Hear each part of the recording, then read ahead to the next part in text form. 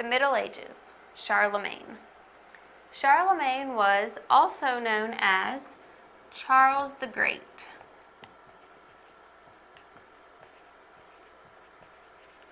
Or Charles the First.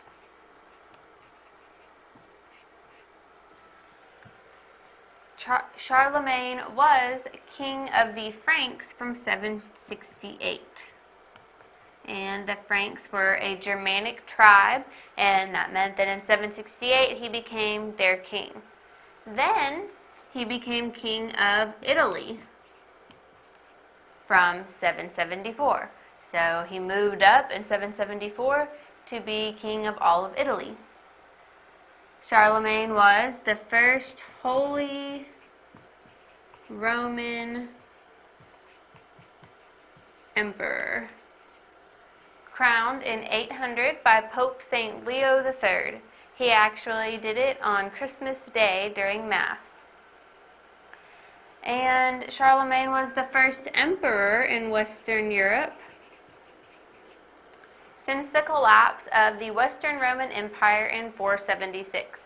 So Charlemagne was able to unite a lot of little broken up countries and principalities into one country again, all under his rule. Charlemagne had a strong political relationship with the church.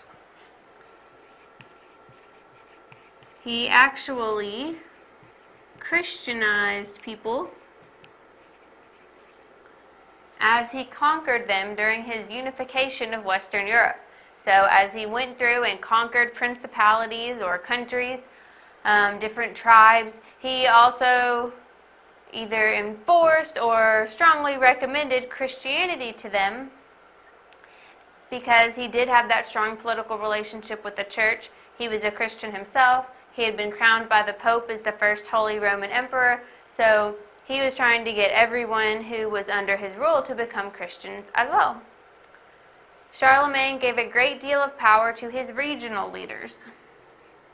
So he was able to reunite all of Western Europe, but he still gave a lot of power to the regional leaders. Everyone just kind of also looked up to him as the ultimate leader.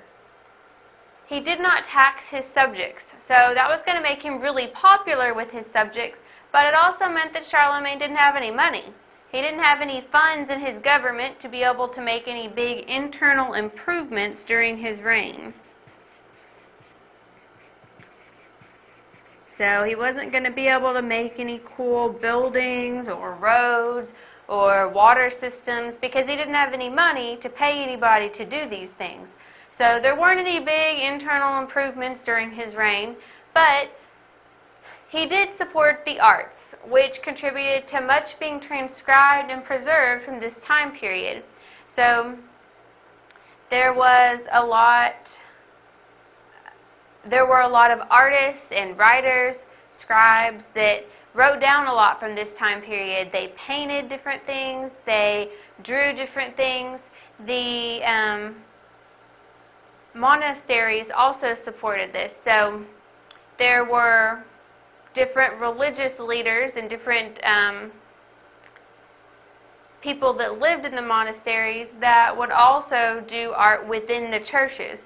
And so a lot of the art that is in famous cathedrals and churches in Western Europe happened during this period. And a lot was written down about this period and about the greatness of Charlemagne. Now, after Charlemagne died, the Treaty of Verdun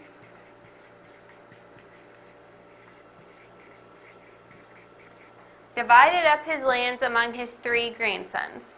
Now, this ended some civil unrests because those grandsons had already been granted regional areas, so they were some of his regional leaders. And so splitting up the country into 3 different sections, one for each of the grandsons, ended the civil unrest between them. Now they each had their own part of the country. That was their area to rule. It was all laid out for them.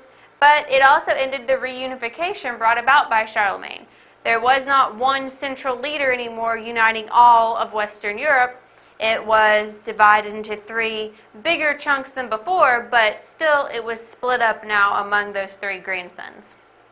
So Charlemagne was a great leader during the Middle Ages, and he was able to reunite most of Western Europe for the first time since the Western Roman Empire in 476. So it was about 3 centuries later that he was finally able to do this, and he was the first person who had been able to do that since that time period. So he started as king of a small group and slowly moved up, and he was well known, and a lot of countries trace back their lineages in Western Europe to Charlemagne's reign.